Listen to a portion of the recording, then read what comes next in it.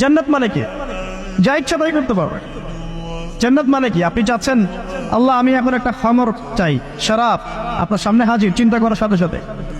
জান্নাত মানে কি? আল্লাহ আমি আপনাকে দেখতে চাই, আল্লাহকে আপনি দেখতে পারবেন। জান্নাত মানে কি? আপনি মধুর নহর, দুধের নহর, পানির নহর, শরাবের নহর, হুরে নিন চতুর্দিকে ঘোরাফেরা করছে। একজন নিম্নমানের জান্নাতি, মানে সবচেয়ে শেষের দিকে যারা জান্নাতে যাবে, তাদের সাথেই দুজন করে হুরে নিন।